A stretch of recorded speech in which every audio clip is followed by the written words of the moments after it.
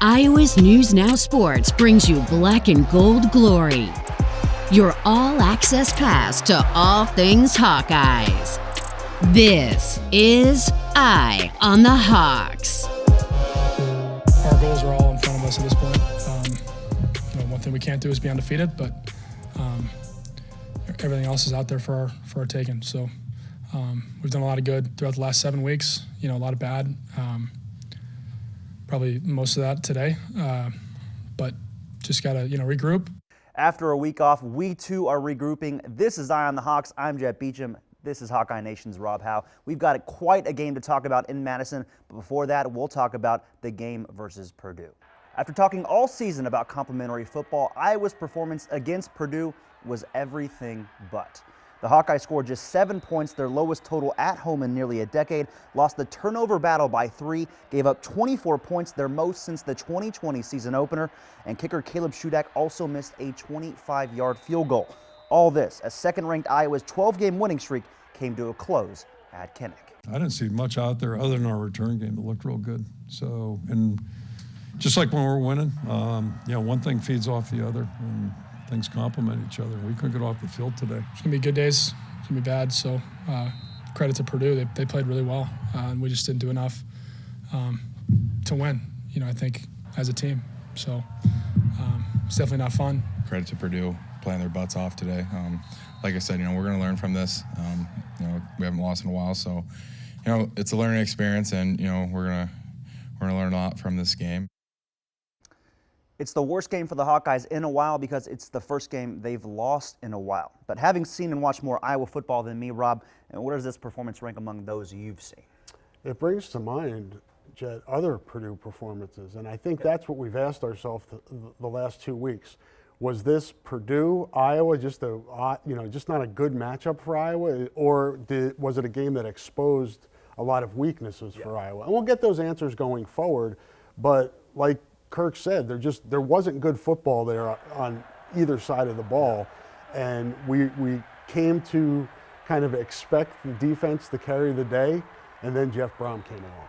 Offensively, it was a dismal day all around. Spencer Petras threw a career-high 4 interceptions, matching his total during Iowa's 12-game win streak, and the Hawkeyes only mustered 76 yards on the ground, and maybe most surprisingly, were turned away on back-to-back QB sneaks by that Boilermaker defense. We weren't cohesive enough offensively, and we couldn't keep pace, and especially in the second half. Just when you watch the clock wind it down a little bit, puts a little pressure on the fourth quarter. You can kind of throw that one out, statistically at least. Top to bottom, I need to play a lot better, as does the other 10 guys on the field. We all need to do better. I don't know. I can't point to one thing specifically, but just got to play better, play harder. Now, we talked leading up to the game that Purdue did have a sneaky good defense, but I'm not sure anyone expected them to look or play that good. What surprised you the most, Rob?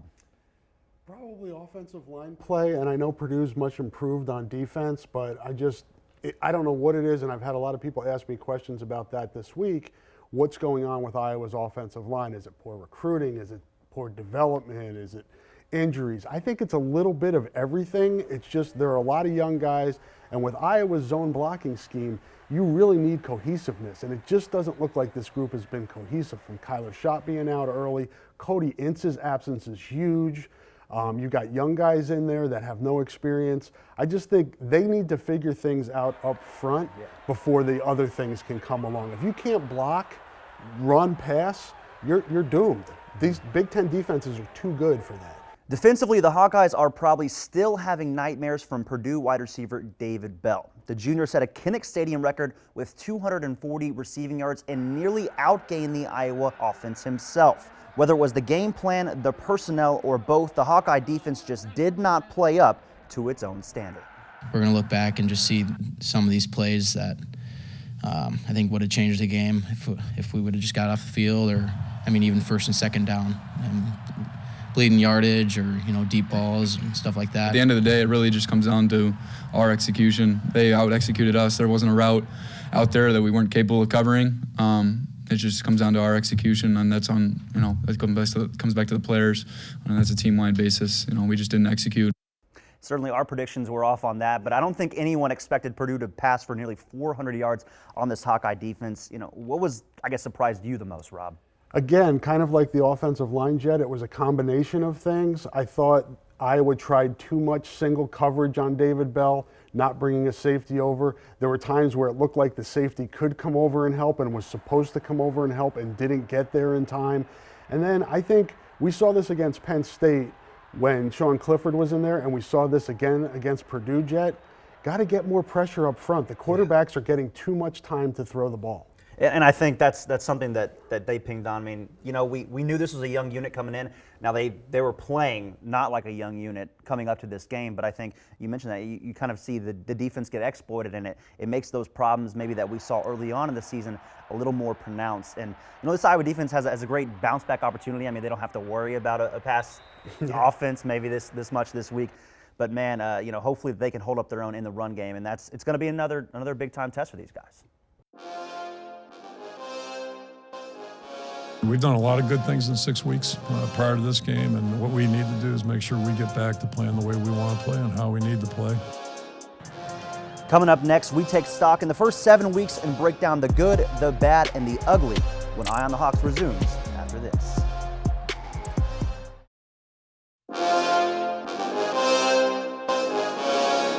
Hey, you compete long enough, you're going to take a couple of those on the chin. The key is, what do? Are you going to learn from it? Are you going to grow? And I think that's what we need to do as a football team right now. Over the bye week, we heard from Iowa's coordinators as they took stock in the loss to Purdue, the first half of the season, and much more. And we will do the same. Through the first 7 games, the Iowa offense is averaging 4.61 yards per play, which ranks in the bottom 10% nationally and is less than Iowa's yards per rush last year. Offensive coordinator Brian Ferentz was more philosophical than tactical when talking about his offense's performance, but one thing's for sure, they have to be better.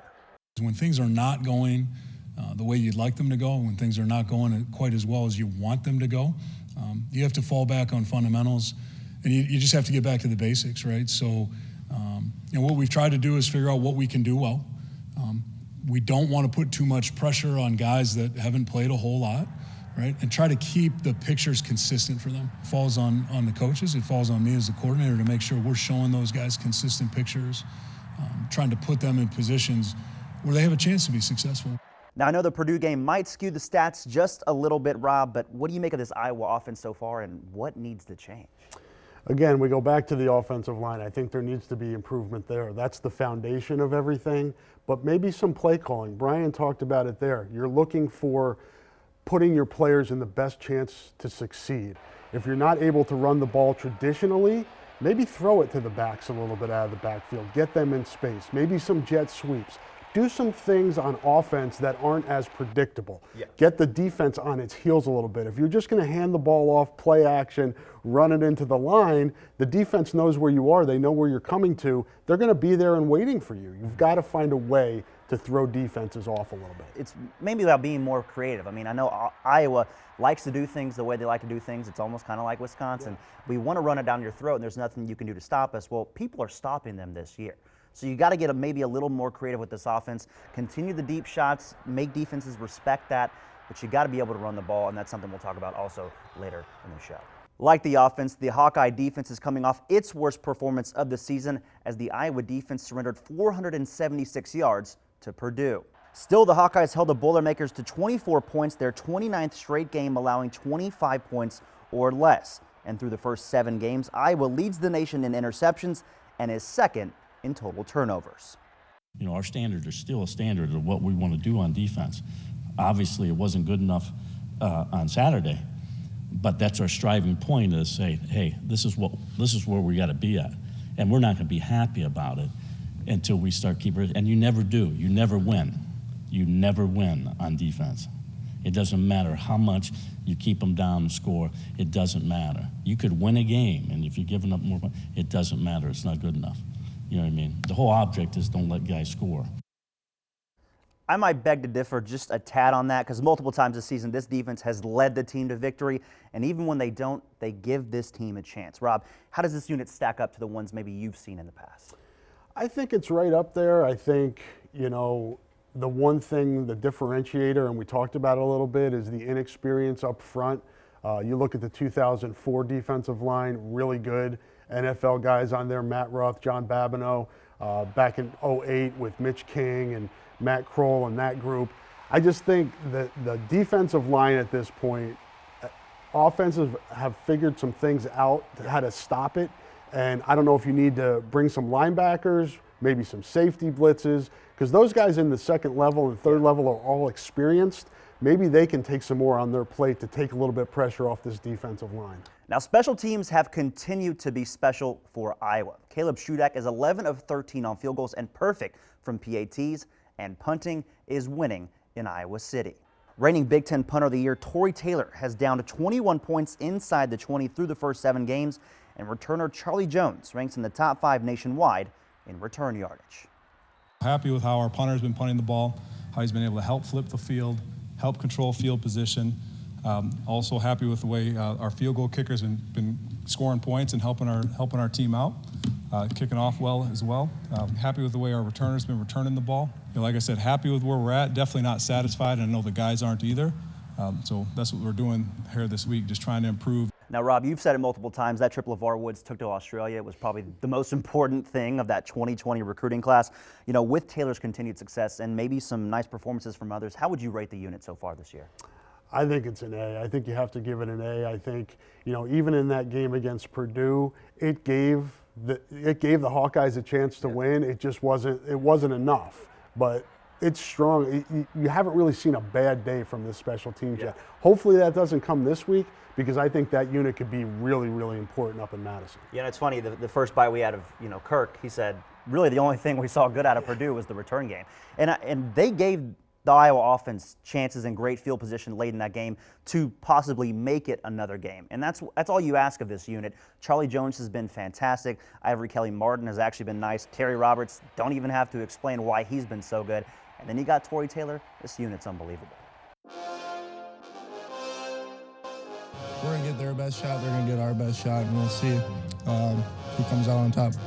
It's strength versus strength, the battle of the Heartland Trophy. We talk Iowa versus Wisconsin when Eye on the Hawks returns.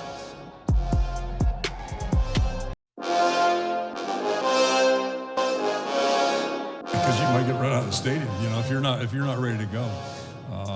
You know it's going to be a battle, and that really, that's motivating, because they're a tough football team. They always have been. That was Kirk Ferentz on the physicality of Wisconsin. Call it a bounce-back game, a Big Ten game, a trophy game, whatever you want, it is big. In a series he likens to the rivalry between the Steelers and Ravens in the early 2000s, Iowa and Wisconsin are near images of one another and what they like to do: run the ball, control the line of scrimmage, and play sound defense. I think, they got an idea what we're going to do. We got an idea, but still there's that spy versus spy stuff, and you just never know what you're going to start out thinking to each other. But really, it's probably going to boil down to, playing clean football, and then if opportunities do present themselves, then you got to do something with them. If you can cash in on enough of them, you got a chance to win. And if you don't, you're going to be the loser. Turnovers, people. With two teams that match up so well, Rob, what do you think might be the biggest difference in this game? I think the coach said it pretty well there. It's going to be a defensive battle, and when you have opportunities on offense, you have to take advantage of them. Again, it may be simplistic, but if you get a turnover in the opponent's zone, you can't fail to cash in on that. You have to get points where points are available. And then it comes down to special teams. These are two of the top punters in the Big Ten and two of the top kickers in the Big Ten. Maybe one of those units, punting unit, kicking unit, is the difference in this game. But I also think that turnovers, as you said, I think turnovers are going to be huge in this game. Wisconsin's quarterback has a tendency to turn the ball over. Yeah. Can you get pressure on him? If you put them in position where they're behind the chains and he has to throw, can you make him uncomfortable and take advantage of that? Kirk Ferentz touched on playing clean football, but when it comes to this series, it's all about running the ball. In the last 20 meetings between these two, the team that gains the most yards rushing has won 18. This season, Wisconsin is allowing just over 53 yards per game on the ground, the best in the country. And on its 3-game win streak, the Badger offense has averaged 293 yards rushing per game. Wisconsin's definitely probably one of the most physical teams in our conference, and I think we understand that. Each and every year, they try to run the ball down your throat. They've had really good backs in the past who were able to do that, and I think they still have. Each and every year, even if they lose a back, they still gain it back. That's really good. Wisconsin has a defensive mind going into the game. We know that, so we know it's going to be tough for us in the passing game and in the run game. But we're just going to keep fighting and keep fighting, and hopefully get stronger throughout the game so we can come out with the win. Now, the Hawkeyes have the 7th best rushing defense in the country, but surprisingly, Iowa has struggled to run the ball on offense this year. Rob, how imperative is it to get that going, especially in a game like this? Yeah, Jett, I don't think you can look at this game and say, okay, we're going to run for 200 yards. I think you have to dedicate yourself to running the ball, and even if you're stopped, even if it's short yardage, even if you have some negative plays, you have to keep pounding it to set up play action. Think about the Outback Bowl against Mississippi State.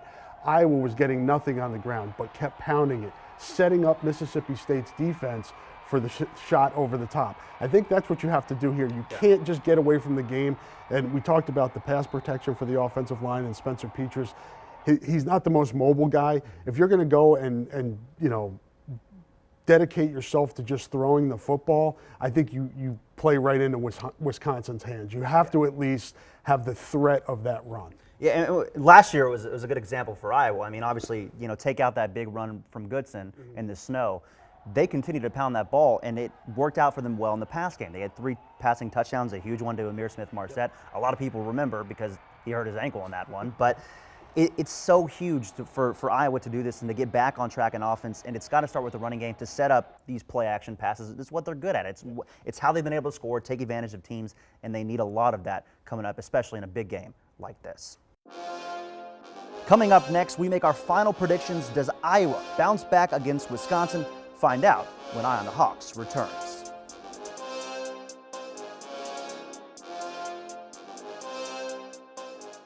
We want that trophy in our possession, so it's just something a little extra to think about, and rent's due on it. It's not something that we own, so we got to pay rent this whole weekend on Saturday.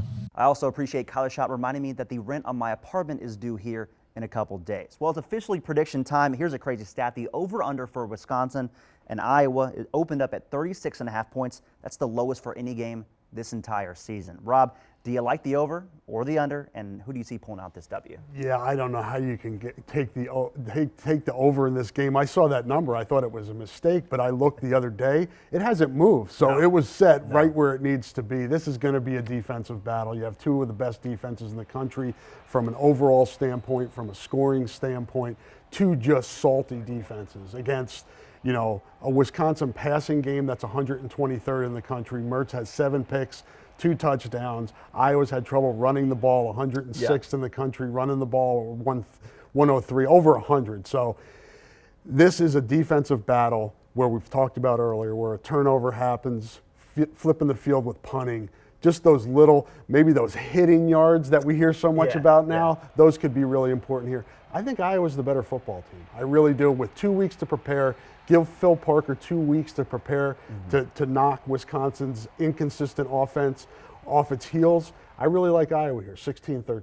16-13, so 29 points under 30. So the under, I'm going to take the under as well. It's interesting. You look at Graham Mertz in his last game. This guy threw 8 passes total. I still can't wrap my mind around that, especially in this day and age when passing is so important. I know Wisconsin runs the ball a lot, but 8 passes an entire game.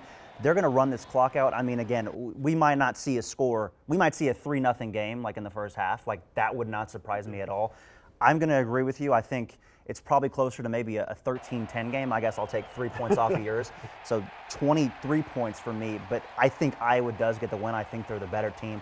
That's going to be it for Week 9 of Eye on the Hawks. For all of us here, including Rob Howe, I'm Jett Beachum. Thank you for watching, and have a wonderful weekend.